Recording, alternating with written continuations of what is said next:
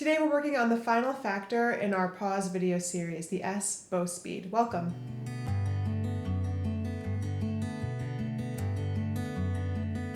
Welcome to the studio. My name is Cassie and I'm a professional violist and teaching artist. So today we're working on some bow speed techniques. There are a few extended techniques that we could do, but mainly I just want us to get comfortable using 3 settings: slow bow speed, medium, and fast. So let's start with that. We can kind of turn this into a little bit of a challenge. Going fast is the easy thing. Going slow is the difficult thing. So let's start with the easy thing. And this is actually one of those extended techniques that we can do called flautando. So if I go, I'm just on my D string, and I'm going to go as fast as is comfortable, because if I go too fast, I might drop my bow, I might scratch my instrument, so I don't want to go crazy. But a very fast bow speed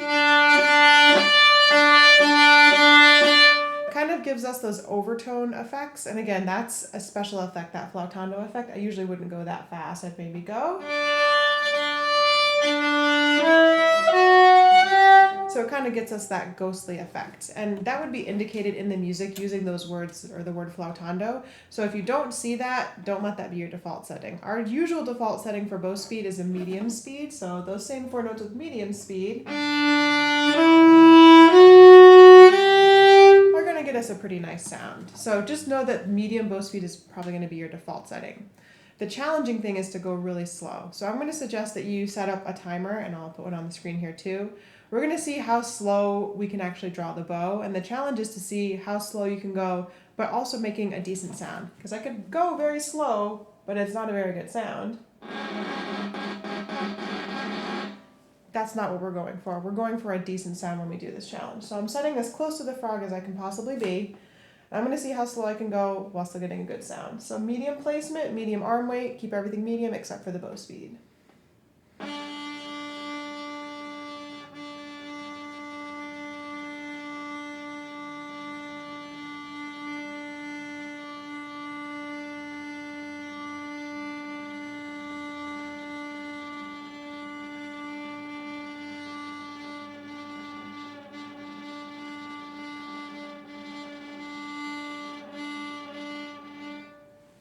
Maybe some of you are still have a little bit more bow. Maybe you ran out of bow long before I did, but that's the challenge. Is every day when you pick up your instrument, I like to do a few different bowing styles. Can I do a really slow bow, a medium, and a fast bow and still have a good sound? And the challenge is to see if I can increase the time that I have that slow bow every day. So whatever that time was for you, that's your starting point. Make the next day, maybe you get a second or 2 more in your slow bow speed challenge. So with those kind of ideas in mind, we're going to go back to the piece that we've been using as our example piece, the Bach Cello Suite No. 3, the Prelude. And it's just a C major scale, so that's why I like to use it, because it's something that we all know how to do, or should know how to do. If I use medium bow speed and I change nothing else, I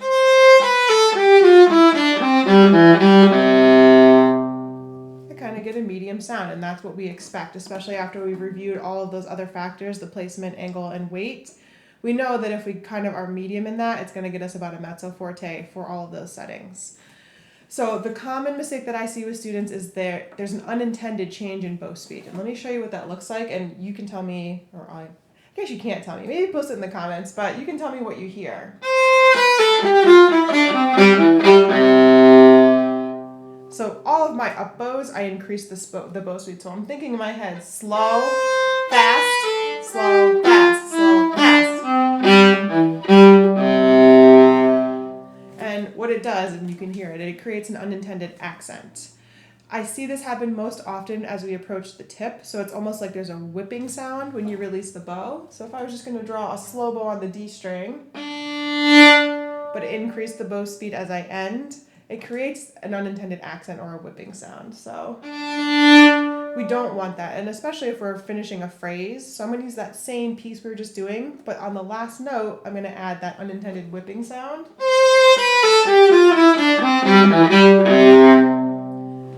It can make you feel all of a sudden like, oh gosh, what's just happened?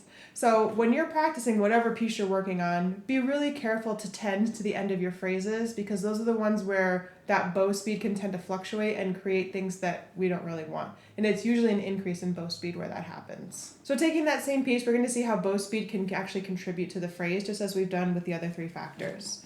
So I'm going to start out thinking I want kind of a medium bow speed, and I'm going to slow down as I approach the end of that scale or the open C string. So medium to slow.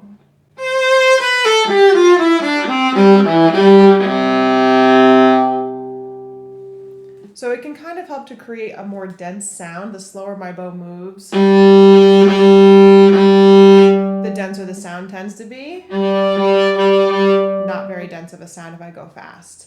So we're going to do another experiment. Let's start out with a really fast bow speed and slow it down as we go to the end of the scale.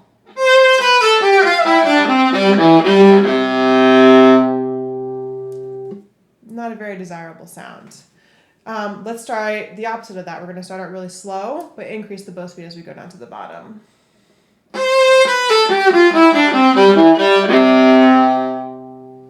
So practically, thinking about speed can sometimes be confusing. What you could think of is how much bow am I using? Am I using an inch of bow, 2 inches of bow, 3 inches of bow for each stroke? Sometimes that's a little bit more measurable of a thing. So let's try that same idea. My goal is to be consistent. I want to use about 2 inches of bow for every single note or for every single bowing, because there's that one slur that we have at the beginning. So 2 inches of bow for everything.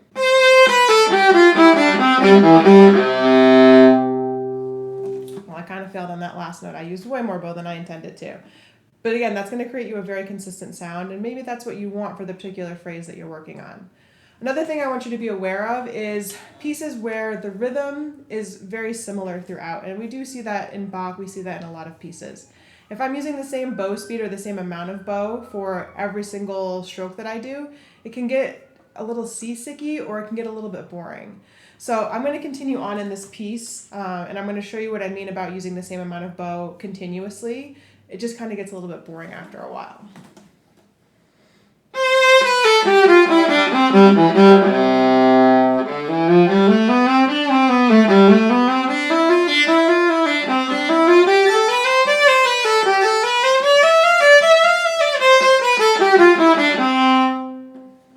So neglect the fact that I was doing no phrasing, I was doing nothing, I was just playing the notes, kind of sawing back and forth.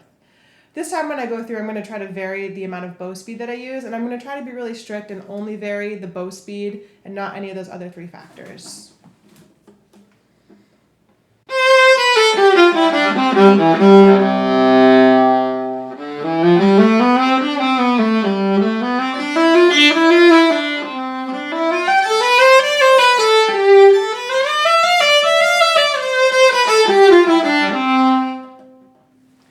So you can see how the bow speed only can help highlight a note, or it can help us slow down or create the phrasing, or it can help create a diminuendo or a crescendo. So again, the best way, or what I would recommend, the best way to practice this is just use open strings at the beginning. Try to be very strict with the other 3 factors, keeping them as consistent as possible, and only varying the bow speed. So let's try that together. We're going to do that on just a G major scale, and I want us to be medium, or think about just the middle part of the bow, 2 to 3 inches of bow for every single note. Nice and easy. Let's try that together. Ready? Go. Back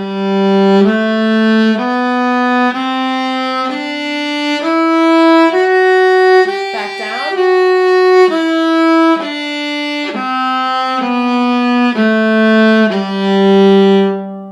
Okay, let's try the same thing with slow bow speed. 1 inch of bow, in other words. Ready? Go.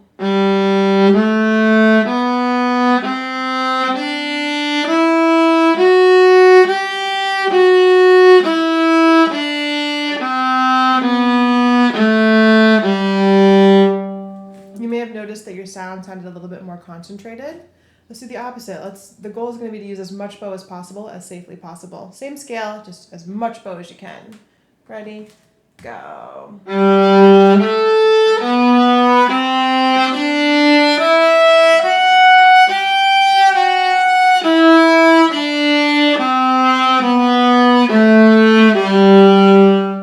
You probably heard a lot of those same overtones that I was getting on my instrument while you were playing it. That's normal when you do a really fast bow speed. So now that we have all 4 of those factors kind of explained, the goal is to combine those to help create your phrasing. When you're doing this, you got to think a little bit like a scientist. So we're going to change as few factors as possible, because let's imagine I'm trying to change the weight and the speed. I don't really know which one contributed to the phrasing that I want. So the more separated you can do these elements, the better. So again, take that scale, take it back to something super simple when you're trying to figure out how can I combine those elements to get the sounds that I want. Obviously, there's a not limitless, but close to limitless combination of those elements that you can make for your phrasing, and that's a good thing because we need to be able to do that expressiveness with our bow. We oftentimes default to the left hand and our vibrato to create our phrasing, but really the bow has a huge contributing factor to that. So if there's anything that was confusing as we went through this series, if there's anything you have questions on, post it in the comments below. I really like trying to help from afar. And until the next video, happy practicing.